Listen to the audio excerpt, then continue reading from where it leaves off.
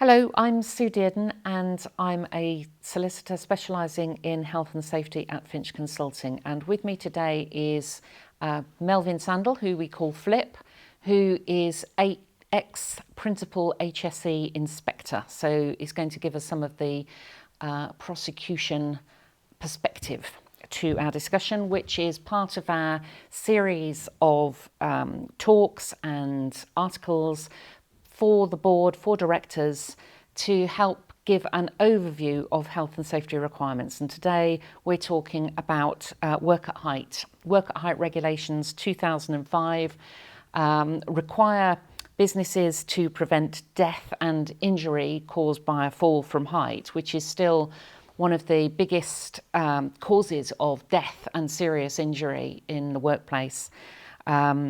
When you look at them in the context of other workplace accidents. And this can be a fall through something like a fragile roof or off something, or it can be a fall from ground level down a hole. Compared with many regulations, these requirements seem pretty straightforward, but as a defence lawyer, time and time again, falls from height are a significant part of prosecutions that I'm involved in defending. Why is that, Flip? Well, so work at height is the pretty common in nearly all workplaces, even if it's reaching a box of paper down from a shelf or swinging about in a tree for a tree surgery. So it's no surprise that injuries from work at height are still the most likely way to get hurt or killed at work. What's probably most sad is that the controls for this are pretty well known, but there are so many misconceptions in the world that are still around how this is controlled. There's still a belief that there's a minimum height below which you don't have to control. Yeah, I often hear that, 2 metres, people 2 metres, will say. Yeah, I mean, that went out when the work at height regs in 2005 came in.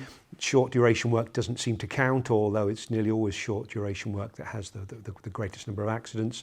Ladders are banned, and whilst ladders certainly aren't banned, they should always be seen as the weapon of last resort for working at height. So Sue, the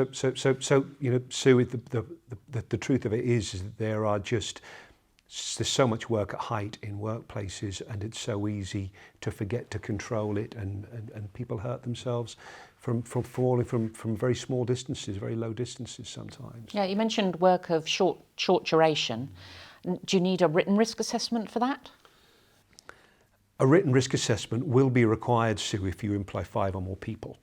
Whether you do that before the event, if you have time to plan the working at height, or you do it afterwards if you've done a dynamic assessment as you've gone through and done the work, it matters not.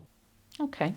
And if you're a director of a business and you've got a competent health and safety manager or a competent independent contractor to help you with health and safety in place, what would you expect a director with the sort of ultimate responsibility for health and safety to be looking out for in this context? Okay, well, the health and safety executive very helpfully create a hierarchy on their website of controls for working at height.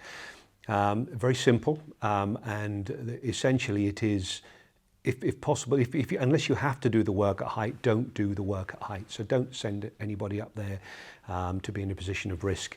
The example often given is cleaning windows from the floor using a pole with a hose attached to it. So if you have to do the work, if you then have to do the work at height and you actually have to go up at height, try and build or create a workplace up there. So put scaffolding up there, or put some permanent walkways or walking surfaces up there. If you can't do that, then take your safe workplace with you. Use a MEWP or some kind of a platform that will lift to get up there to keep you safe when you're up there. If you can't use one of those, use equipment that will stop you falling. So a line that will only allow you to get to the edge and no further, fixed to a secure point elsewhere. If that won't work, then use equipment that will that might let you fall but won't let you fall very far. So fall arrest. And if you can't do that, then reduce the distance or the consequences of the fall. So put airbags in or put nets below. Now, if you're the director, this isn't a very difficult thing to assess. You can walk out into the yard or whatever and see what's going on.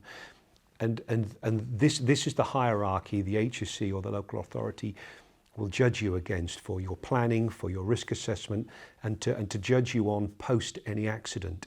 So go and ask your health and safety manager why you're doing it this way and why you can't go further up the hierarchy, because that's exactly what the regulator will ask you. Why did you choose to do it this way? Why couldn't you have done it in a safer way? So the order being, you avoid it if you can. If you can't avoid it, then you manage it by physically preventing a fall, and if you can't do that, then things that will limit the effect of a fall. Indeed, And if you've got sort of a harness, for example, to catch somebody, is there anything more that you need to think in terms of what to do if somebody is caught by their harness? How do they get back on to the structure? Yeah, I mean that's a very valid point, and there's been lots of discussion and scientific argument about how long people can dangle in harnesses for, and the damage or the harm they could be exposed to if they're dangling for that harness for a long time. I'm not going to go into that because I'm certainly not an expert in that area, but you simply have to have a way to get them back. If they're dangling 30 feet above the floor on a 5-foot line on a harness, you need to think about how you're going to get them back before you